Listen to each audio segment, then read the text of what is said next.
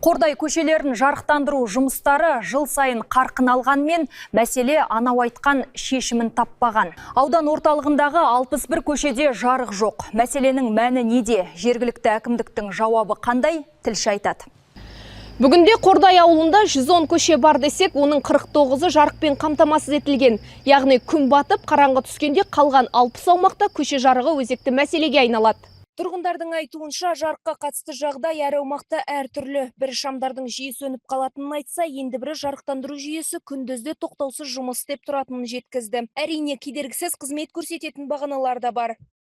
Қордай ауданында жарық деген вообще нашар, шын айтса. Өше береді. Кейбір кездерде көшелерді күндіз жанып тұрады ғой. Нағып екенінде. Бірес өте нашар. Бірес жанып. Свет жақсы, нормально жанып тұрады. Мысалы, мен поле чудес жақта тұрамын. Өйерде күндіз түні жанып тұрады. Светтері де жақсы. Енді бұяқты білмей, біз енді бөлек қой поле чудес деген өзінше. Әкімнің айтуынша, бүгінде көше жарығын тұтынуға жыл сайын шамамен 80 миллион теңге жұмсалады, бірақ бұл сома барлық көшені жарықпен қамтуға жетпейтін көрінеді. Сондықтан Қордай ауылының бірқатар аумағында тұрғындар өз қаражаты есебінен жарықшам орната бастаған. Біз қазір халықтарға түсіндіру жұмыстарын жүргізіп жатырмыз. Әр өзінің бала шағасының қауіпсіздігі үшін банағы күн сәулесінен алатын қазіргі электр шамдар бар ғой, сондайды орнату бойынша.